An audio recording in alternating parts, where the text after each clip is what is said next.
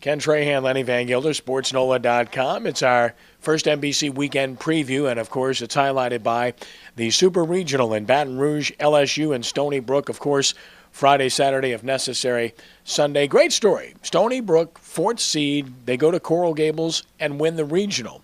Now they come to Baton Rouge and play before a lot of people that they're not accustomed to seeing.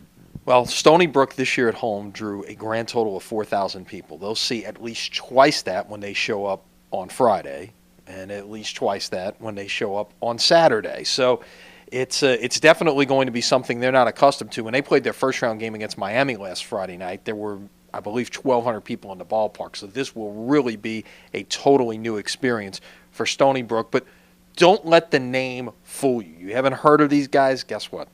They had a guy taken in the sandwich round. They had more players drafted in the last 3 days than LSU did. That should tell you there's some talent coming down from New York. This is not customary. You're not used to seeing college baseball teams from New York thriving, but they've got two in the Final 16. Yeah, St. John's is going to Arizona, where it's going to be probably just as hot as it will be in Baton Rouge, if not hotter.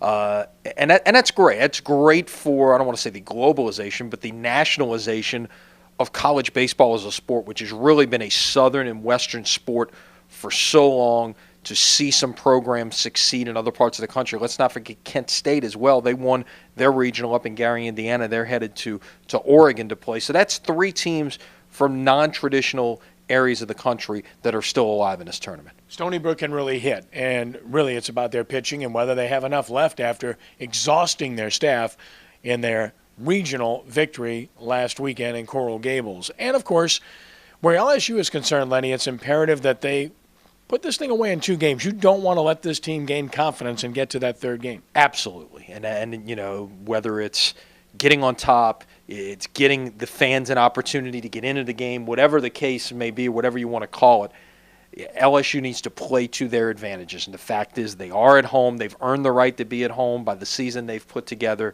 and they need to take advantage of that. On paper, they should be the team that advances to Omaha, but as we know, they don't play baseball games on paper. Full coverage, of course, at SportsNOLA.com. Be there, cover it. The Saints, of course, went through minicamp and 3 days, and it's not like it used to be where sometimes they might put on pads. That didn't happen. It's a totally different aspect now with the Players Association having negotiated what they did with the league. That said, some interesting moments, and Chase Daniel had to lead the team because there's still no Drew Brees, contrary to some thoughts that maybe he would be signed. Yeah, and there's been some reports out there that a deal could get done Friday or Monday. I liken it to last year. How many times did we hear last year when the lockout was going on that a new CBA was imminent? We lost count. And I think that's what this is. There is no urgency at this point to get a deal done. When does it become urgent? July 16th, when at that point Brees can no longer sign a multi-year deal. That is the hard deadline on this thing, if you will. I think that's right about when it happens and when it gets done.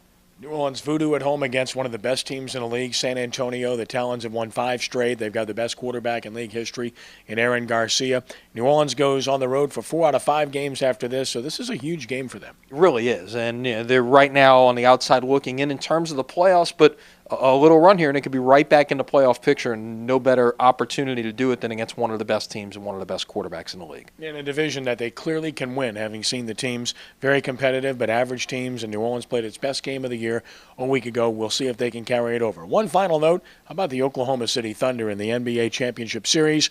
With the youth that they have, we might be watching this team get to this level for years to come. Might be. Unfortunately, they're on the same side of the bracket, if you will, as the Hornets. But you know what it does is it gives you hope for what can happen here, that you can turn this thing around very quickly in the NBA, whereas it may not have been that way in the past. It may have taken a little bit longer. But with the number 1 pick, you know, with the number 10 pick, you know, some other possibilities out there, maybe in free agency, getting Eric Gordon back on board, maybe it might not take as long for the Hornets to be relevant once again. We'll see what happens, of course, once the NBA Championship Series gets underway. Lenny, as always, a pleasure. A pleasure. We'll see you next week. All right. Follow our coverage at SportsNOLA.com of the NCAA Super Regional in Baton Rouge. And don't forget, SportsNOLA TV Spotlight on Monday nights, 6 p.m. on WHNO Channel 20. For Lenny Vangilder, I'm Ken Trahan for First NBC Bank. Have a great weekend.